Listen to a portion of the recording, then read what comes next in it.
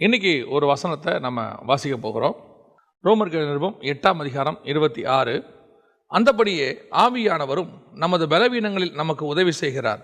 நாம் ஏற்றபடி வேண்டிக் கொள்ள வேண்டியது என்னவென்று அறியாமல் இருக்கிறபடியால் ஆவியானவர் தாமே வாக்கு கடங்காத பெருமூச்சுகளோடு கூட நமக்காக வேண்டுதல் செய்கிறார்.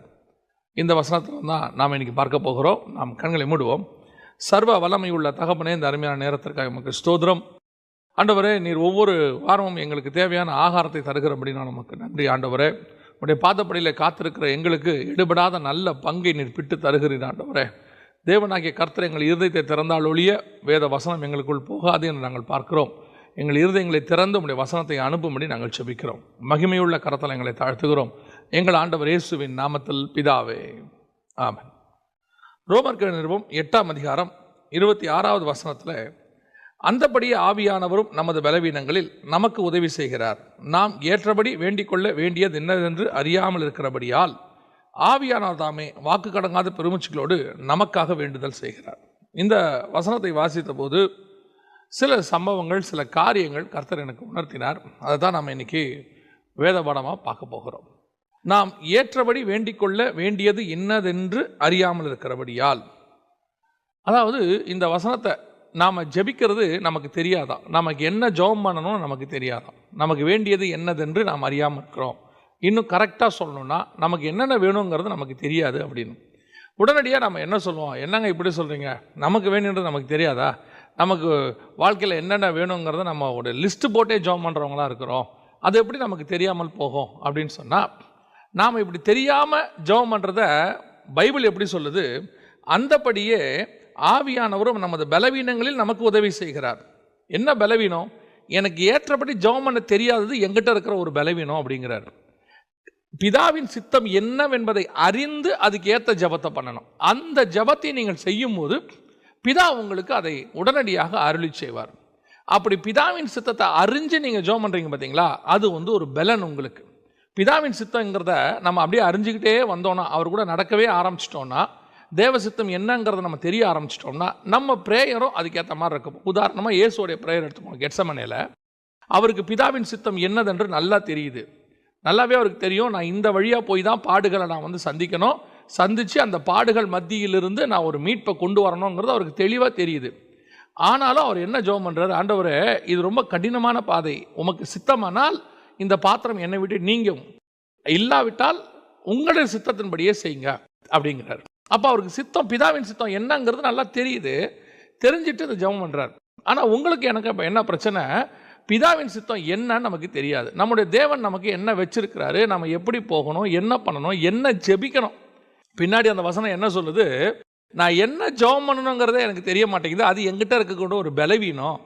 என்னை பொறுத்த வரைக்கும் நான் விரும்பினதெல்லாம் ஜெபம் பண்ணுறேன், எனக்கு என்ன தேவைன்னு படுதோ எல்லாம் ஜெபம் பண்ணுறேன். பல நேரங்களில் பாருங்கள், நம்ம பிள்ளைகள் நம்ம இடத்துல சில பொருட்கள் கேட்பாங்க. நீங்கள் பீச்சுக்கு போகும்போது எல்லாம் கேட்பாங்க. அந்த பொருளை நீங்கள் அவங்க ஆசைப்பட்டாங்கன்னு வாங்கி கொடுப்பீங்க. ஆனால் அந்த பொருளை நீங்கள் பாருங்கள், 2 நாளைக்கு மேலே யூஸ் பண்ண மாட்டாங்க. சிலர் ஒரு வாரம் யூஸ் பண்ணிட்டு தூக்கி போட்டுருவாங்க. இப்போ அது அவங்களுக்கு தேவையா தேவையில்லையா அப்படின்னு பார்த்தீங்கன்னா, அவங்க வாழ்க்கைக்கு அது தேவை கிடையாது. ஆனால் ஆசைப்பட்டாங்க, அதை நம்ம வாங்கி கொடுக்குறோம். ஆனால் அது ஒரு மூலையில் கொண்டு போய் கிடக்குது. அந்த பொருள் விரயம் அதெல்லாம் 2வது, பண விரயம் அதெல்லாம் 2வது. ஆனால் அது தேவையா தேவையில்லையா உடனே கேட்குறோம். இந்த மாதிரி நம்ம ஆவிக்குரிய வாழ்க்கையிலும் இருக்கிறது. இப்போ அது பிள்ளையினுடைய பலமா பலவீனமா? பிள்ளையினுடைய அந்த பலன் என்ன? ஒரு பாடத்துக்கு எனக்கு தேவையானது ஒரு கால்குலேட்டர் கேட்குறாங்க, ஒரு சயின்டிஃபிக்கல் கால்குலேட்டர் கேட்குறாங்க. அது உங்களுடைய பாடத்துக்கு தேவை, அவங்களுடைய பல கிளாஸஸ்க்கு அது தேவைப்படுது. அதை கேட்கும்போது நம்ம வாங்கி கொடுக்குறோம். அது அவங்களுக்கு பிரயோஜனமாக இருக்கிறது. அது அவங்க +2 முடித்த பிறகு இன்ஜினியரிங்கில் கூட அந்த கால்குலேட்டரை யூஸ் பண்ணும்போது நம்ம என்ன நினைக்கிறோம்? ஒரு பொருள் வாங்கி கொடுத்தோம், இத்தனை ஆண்டு காலம் அதை யூஸ் பண்ணுறாங்க. அந்த பொருளை நம்ம யூஸ் பண்ணுற விதத்தை வச்சு, நம்ம வாழ்க்கைக்கு பிரயோஜனப்படுறதை வச்சு தான் நம்ம வாங்குறதுனுடைய மகத்துவம் இருக்குது. அதே மாதிரி தான் உங்கள் ஆவிக்குரிய வாழ்க்கையில் நீங்கள் ஏறெடுக்கிற ஒவ்வொரு ப்ரேயரும் அந்த நேரத்துக்கு தேவைப்பட்டு சும்மா நீங்கள் அதை வாங்கிட்டு பின்னாடி அதனால் வேதனை அனுபவிக்கிறதோ, அது வேகமாக யூஸ் பண்ணாமல் அங்கே கிடக்கிறதோ, அது நம்முடைய சித்தம். பிதாவின் சித்தம்னு ஒன்று இருக்குது. அதை கேட்டு நம்ம செய்கிறோம் பாருங்களேன், அது நம்முடைய பலனாமா. அவருக்கு தெரியும் உனக்கு என்ன வேணும்னு, அதுவே எனக்கும் தெரியும், நான் அதை கேட்பேன், அவர் எனக்கு இது கொடுப்பார். இன்றைக்கி நிறைய பேர் எங்ககிட்ட கேட்குற கேள்விகளில் மிக முக்கியமானது என்னென்னா, தேவசித்தம் அறிவது எப்படி, தேவசித்தம் அறிவது எப்படி அப்படின்னு சொல்லி. அதாவது தேவசித்தம் அறிவது எப்படி அப்படிங்கிறத ஒரு மணவாட்டி திருமணமாகறதுக்கு முன்னாடி வரைக்கும் ஒரு மணவாளனோடு கூட அவருடைய சித்தம் அறிவது என்னங்கிறத அவர்கிட்ட பேசும்போது கொஞ்சம் தெரிஞ்சுப்பாங்க, கேட்டுப்பாங்க, தெரிஞ்சுப்பாங்க. ஆனால் அவர் கூடவே வாழும்போது தான் பாருங்க அவர் சித்தம் என்ன, அவர் எது பிடிக்கும் எது பிடிக்காது, அவர் என்ன விரும்புகிறாரு, இந்த மாதிரி நான் இருக்கணும்னு விரும்புகிறாரு, எந்த மாதிரி வீடு இருக்கணும்னு விரும்புகிறாருங்கிறதெல்லாம் அவங்களுக்கு அப்போ தான் தெரியும்.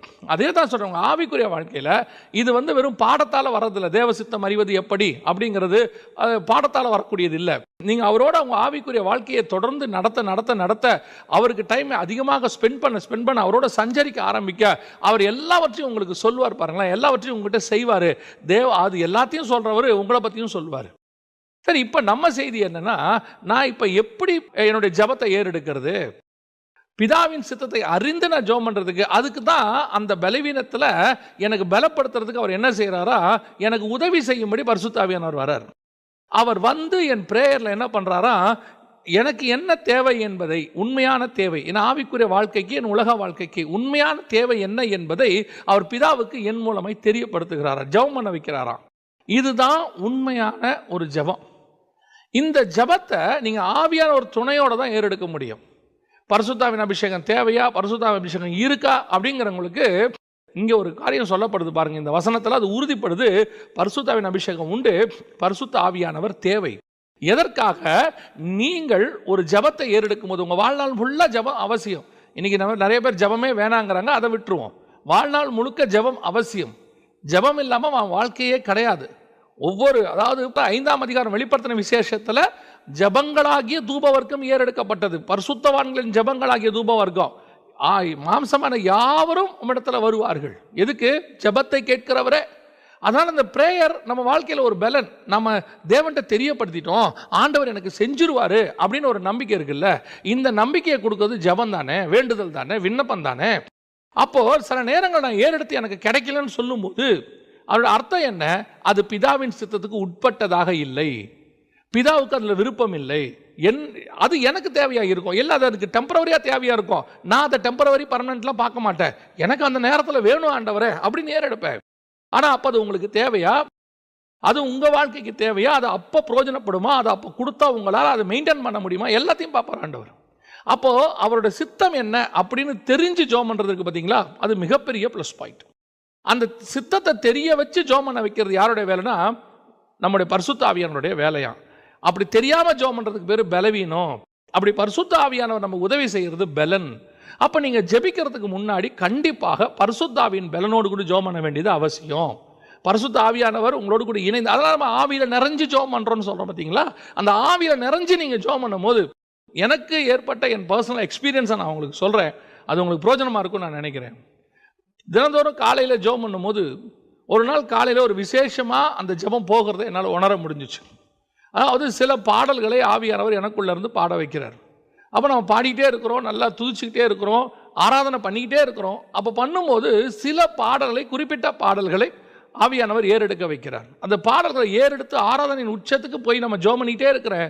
அந்த நேரத்தில் ஆவியானவர் சொல்கிறாரு, அந்த ஒரு விண்ணப்பம், நான் அப்போ ஞாபகத்தில் எனக்கு அது இல்லை, அந்த விண்ணப்பத்தை சொல்லி, இப்போ அந்த விண்ணப்பத்தை ஏறெடு, உனக்கு தேவன் பதில் கொடுப்பாருங்க. கரெக்டாக அந்த விண்ணப்பத்தை ஏறெடுக்கும் போது எனக்குள்ள ஒரு உத்தரவாதம் வருகிறது, அல்லது எனக்கு மறு உத்தரவு கிடைக்கிறது, அதை நிச்சயம் உனக்கு செய்வேன் என்று சொல்லி.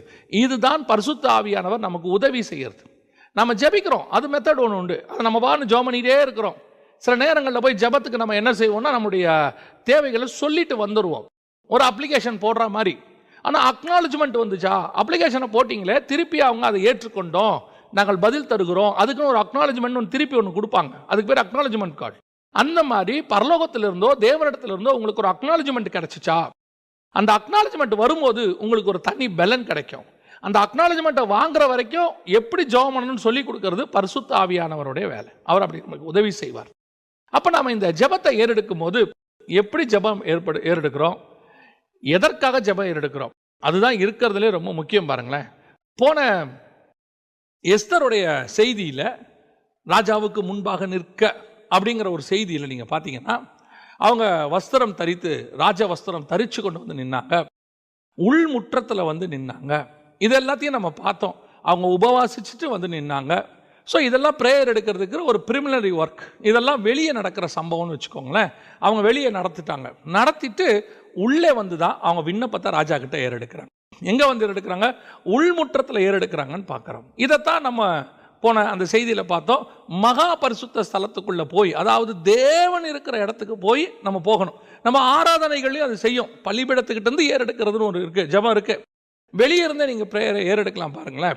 அந்த வெளியே இருந்து ப்ரேயர் எடுக்கும்போது அதற்கான தேவைகள் வேற, அதற்கான ஒரு பதிலும் வேற தான். இப்போ உதாரணமாக எஸ்தருக்கு 2 இடத்துல இந்த மாதிரி ஒரு சம்பவம் நடக்குது.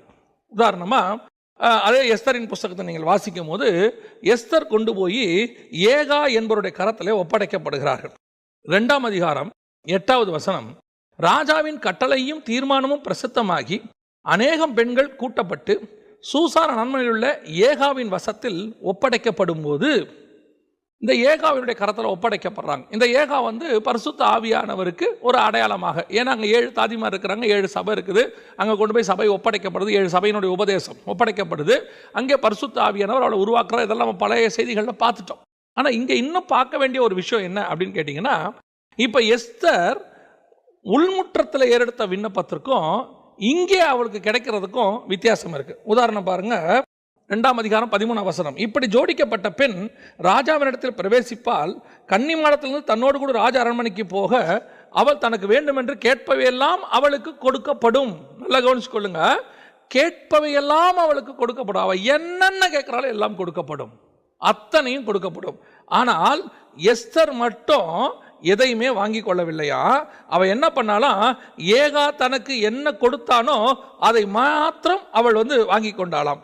15வது வசனம், மொர்தெக்காய் தனக்கு குமாரத்தியாய் ஏற்றுக்கொண்டவளும் அவன் சிறிய தகப்பனாகிய அபியாயலின் குமாரத்தியுமாகிய எஸ்தர் ராஜாவினிடத்தில் பிரவேசிக்கிறதற்கு முறை வந்தபோது அவள் ஸ்திரீகளை காவல் பண்ணுகிற ராஜாவின் பிரதானியாகிய ஏகாய் நியமித்த காரியமே அல்லாமல் வேறொன்றையும் கேட்கவில்லை.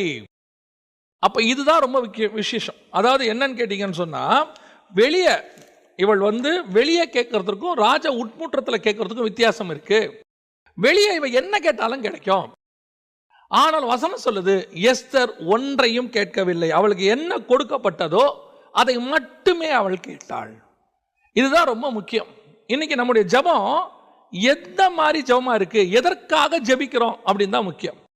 இன்னைக்கு நம்ம பலிபீடத்துக்கு வெளியே இருந்துகிட்டு, உலகத்தில் இருந்துகிட்டு, பலிபீடத்துக்கிட்ட இருந்துகிட்டு, இன்னும் சொல்ல போனால் எஸ்தருடைய புஸ்தகத்தின்படி அரண்மனைக்கு வெளியே இருந்துகிட்டு, ராஜாவுடைய சமூகத்துக்கு போகாம வெளியே இருந்துகிட்டு நாம கேட்கறது எல்லாமே கிடைக்கும்.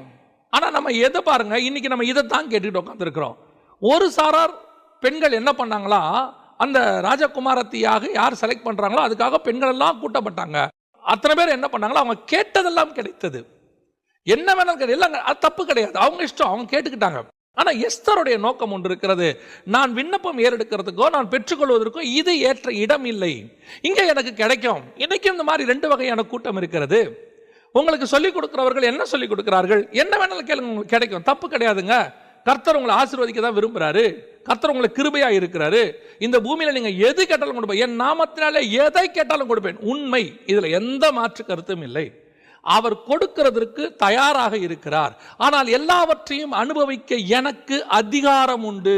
இந்த இடத்துல பாருங்க, இந்த பெண்களுக்கு எல்லாவற்றையும் அனுபவிக்க அதிகாரம் உண்டு, எஸ்தருக்கும் அதிகாரம் உண்டு. ஆனால் எஸ்தருக்கு தெரியும், எல்லாமும் எனக்கு தகுதியாயிராது. எதை ஏறெடுக்கணும், எதை விண்ணப்பத்தை ஏறெடுக்கணும், எதை பெற்றுக்கொள்ளணும் அப்படிங்கிறது எனக்குன்னு ஒன்று லிமிட் இருக்கு. நான் அந்த இடத்துக்கு போய் தான் அதை கேட்பேன். இங்கே கிடைக்கிறது எதுவுமே எனக்குரியதல்ல, எனக்கு விருப்பமானதல்ல, நான் வாஞ்சிக்கிறது அல்ல. ஆனால் நான் ஆசைப்பட வாய்ப்பு இருக்கு, கேட்டால் கிடைக்கவும் எனக்கு வாய்ப்பு இருக்கிறது. ஆனால் என்னுடைய ஆசை இது அல்ல, நான் வெளியே இருக்கிறத எதையுமே கேட்கல. ஆனால் இங்கே எனக்கு கர்த்தர் என்ன கொடுக்குறாரோ அதை நான் வச்சுக்கிறேன். இப்போ எஸ்தருக்கு என்னங்க செஞ்சுருப்பாங்க, எல்லாருக்கும் கேட்டது கிடைச்சிச்சு.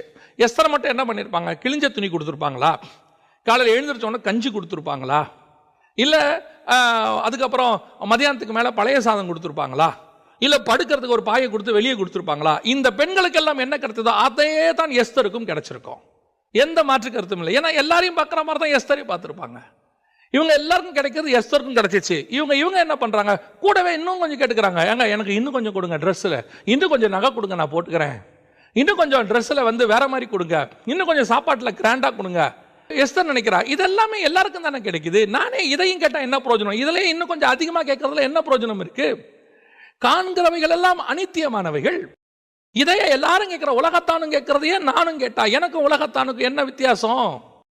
இந்த உலகத்தின் மக்கள் எதன் மேல் வாஞ்சியாய் வெறியாய் எதன் மேல் அலைகிறார்களோ அதன் மேல் நானும் அலைந்தால் என்ன வித்தியாசம் எனக்கும் அவங்களுக்கும்?